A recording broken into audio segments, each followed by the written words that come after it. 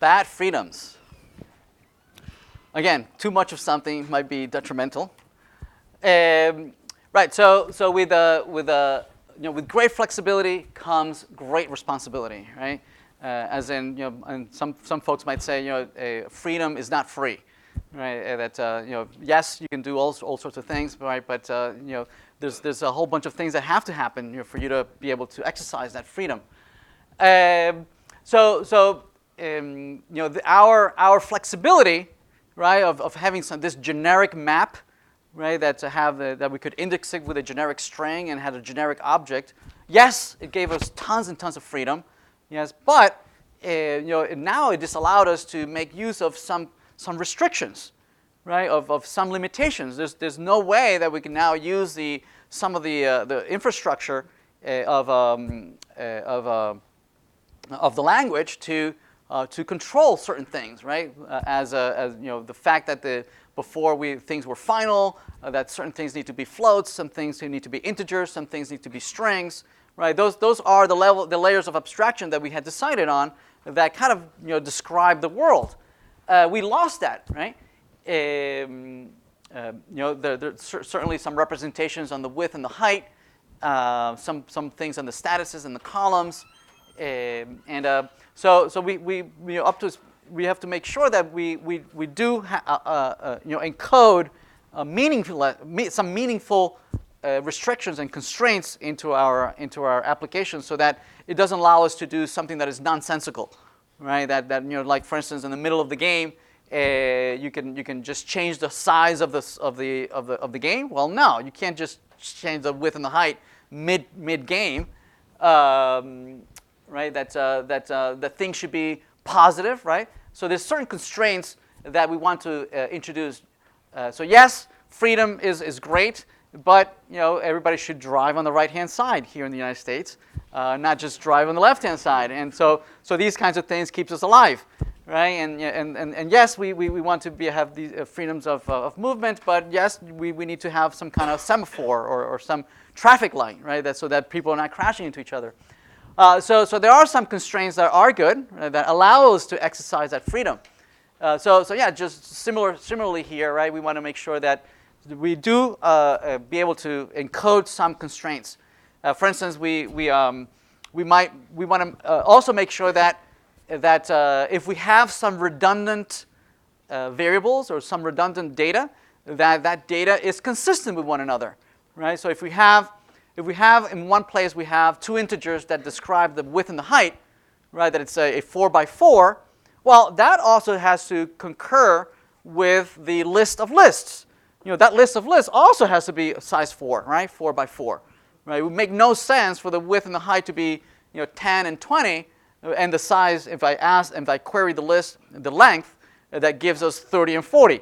Right? It makes no sense, right? So our logic needs to be able to enforce some of these constraints that enforces some consistency amongst different statuses of the different variables, right? That the size of one matches the other, that you're not playing in a location in XY position that is outside of the bounds of the shape. All these things need to be validated, right? That if you go way too generic, right, you lose these ways of validating, right, of implementing some constraints, right, onto the data. You have to be careful. Now, some of these constraints could be we could implement very easily with some of the features of the language, right? For instance, we can use. We already saw in the previous model. We saw that yes, the width and the height cannot change, as the program progresses, right? Of you just changing the size, the shape of the board mid-game, right? We can guarantee that, but just using final, right? We just declare width, height, goal, and players final. The language already has this feature and is going to impose those constraints. We don't have to do anything, right? We don't need to have any, additional logic to enforce this, right? The language, we can just use some of the language features to enforce some of these constraints, so make things immutable. Now, oftentimes you might say, well, why bother, right? Could I just code this in such a way that I'm going to be very rigorous, nowhere in my code am I going to ever change the width and the height. Why bother having to impose these constraints, right? It's just so restrictive. Honest, I'm not going to drive on the left-hand side of the road. So you might ask, well, why bother? And the answer is always the same, right? People make mistakes. People forget. People, you might remember what you just did, last hour, last week, last month. But certainly 6 months from now, you might not remember that certain variables don't change. So don't try to change them. Yes. And you might say, well, I could just comment and leave a nice comment and explain something. Don't change this. But again, those kinds of things are easily overwritten or easily ignored, right? It's better to make sure that the compiler perhaps imposes some of those constraints, and an exception would remind us that says, no, I'm not even going to compile, right? If you don't impose these constraints. So comments are not enough. Error messages such as an exception and whatnot certainly will remind us of these constraints, right? Obviously, a field access can be also used for enforcing some of these constraints, of declaring things private, default, protected, public, so that we can impose who has access to what, right? And typically the principle that we've drilled into you, and perhaps in Fundis too, is that we should always restrict as much as possible, right? That folks that are using your variables, they should depend the least as possible, right, in any value or any particular data that is being exposed, right? So that means that by default, right, whenever we're implementing, if nothing else, it should be as private as possible and only have a certain few exceptions, right, on where things would be public, right, and make it available to some folks outside of the class, right? We'll see them in a minute. So this, obviously, you've seen this, the different scope of accessibility of the different field access modifiers. Right.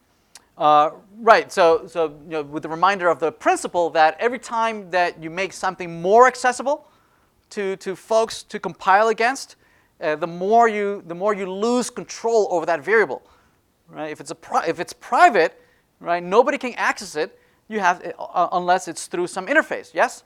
So you're free to change the implementation of that variable. Okay. I might decide that instead of using a linked list, I might decide to use an array, right, or use some other implementation. Yes.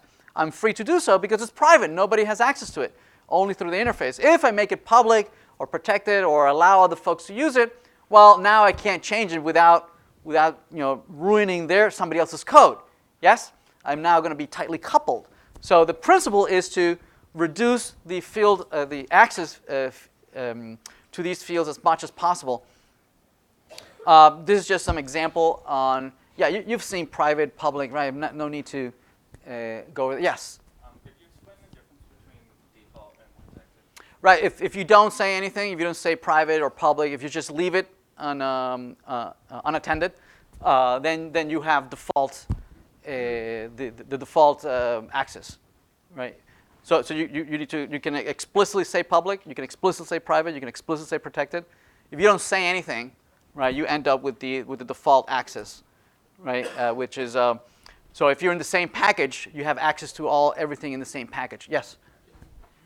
Go over what protected is one more time. So protected is like private, right? But anybody who inherits from you has access to the parent's variables, right? So that if you have a parent, yes. So you're saying, yes, I'm a parent, and no one outside the family has access, right? Only my children, right, have access to whatever the parent decides. This case would be like, I don't know, something that's like under abstracted or whatever. I'm sorry, say again. What would children be in this case? So if you have a rectangle that has a width and height, a special case of a rectangle is a square, where the height and the height are the same. So like something that's like abstracted? Well, no, rectangle doesn't have to be abstracted. It could be a concrete class, and then a child inherits from that, which also has a height and a width, but they happen to be the same.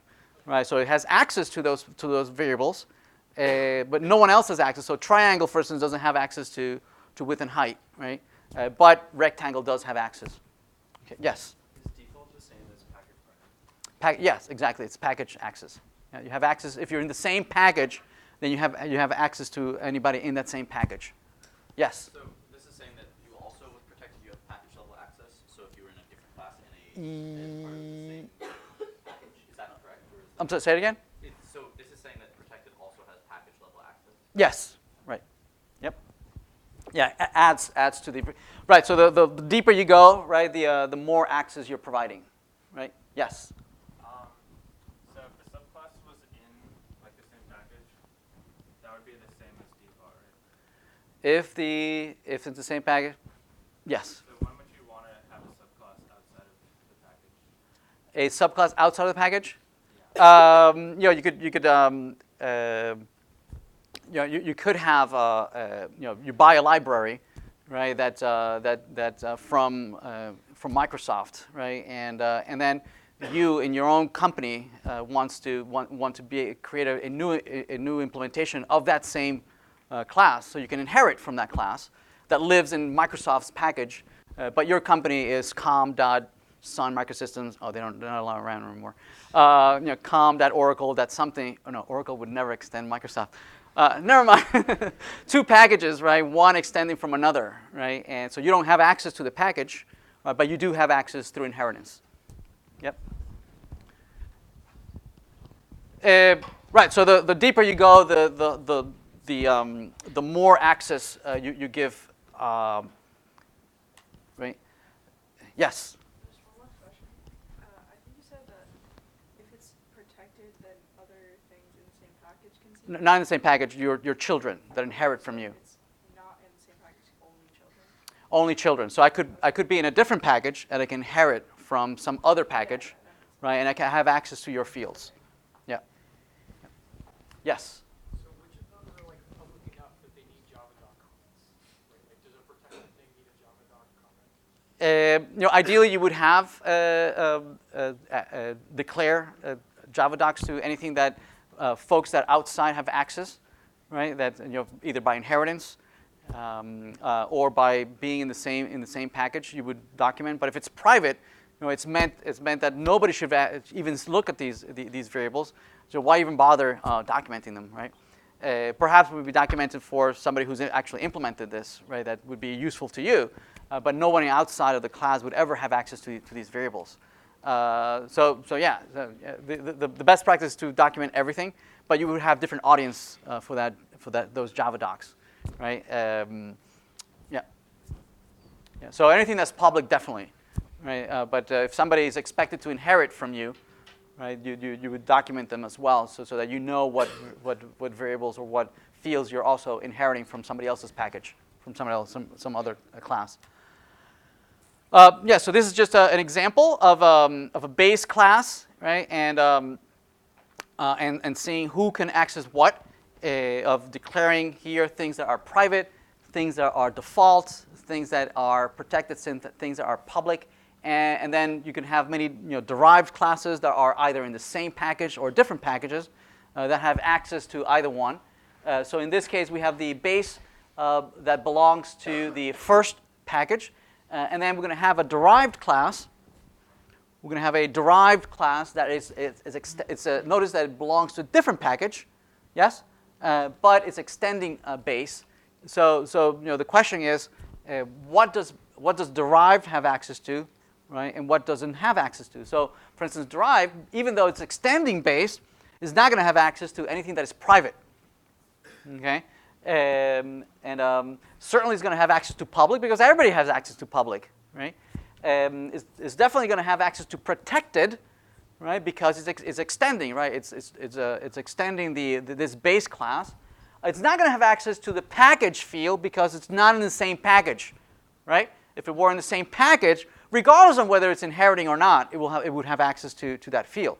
But because we're in different packages, it doesn't have access. As opposed to first helper here, because they're in the same package, right? Because they're in the same package, they have access to the package, they have access to whatever's public, but it's not, it doesn't have access to private, right? And it does not have access to protected because it's not inheriting from it. Make sense? Right?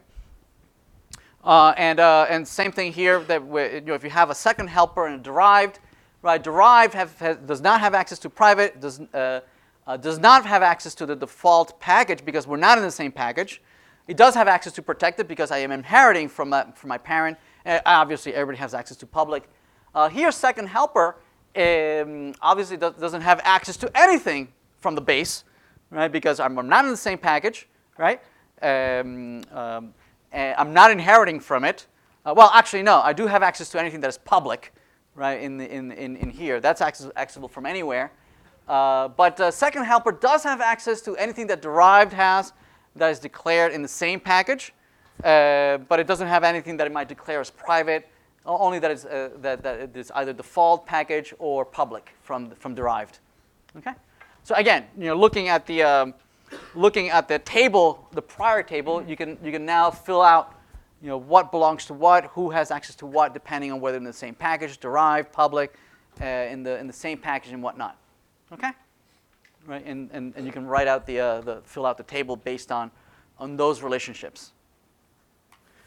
As I mentioned earlier, right? We adhere to the principle of least privilege, right? That we restrict any privilege that you might have with the intent that the more privilege I give out, right, the more abuse there could be, right? If I had decided on using an array for implementing a data structure, and if I make it public, now other folks that have access to that variable might write their code, right? Knowing that it's an array. Ooh, I can use integers to index that data structure. So now I'm if ever I want to implement this and re-implement this as a list, as a linked list, I'm tied. I can't do that because a whole bunch of other folks, have coded their implementation based on the fact that this was an array. They have my indices everywhere, right? So if I change that to a linked list, I'm going to break everybody else's code. As opposed to if I leave it private, I can change the implementation without screwing up everybody else's code. There are some cases where we might break our own rule, and it might make sense to make things public or leave it as package and whatnot. There are just a few exceptions where we don't declare things to be private.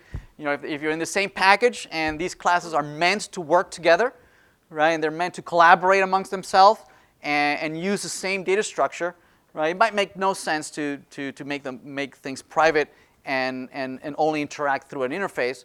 And as long as you're conscious, right, of what you're doing, that I'm deliberately making this public or leaving it package because these different classes are meant to work together and collaborate to give a higher level behavior, then yeah, it might make sense for you to deliberately leave something not private, right? Also, if it's a constant, you might that's also a common thing to make them publicly available, but make them final, right? And perhaps choose a naming convention where it's obvious that this is constant, it's not going to change over time, right? And that its use is it's very well aware of what its uses are. So what I mentioned earlier, right? The more accessibility, the less control you have over change in the future. So we want to eliminate some of these bad freedoms.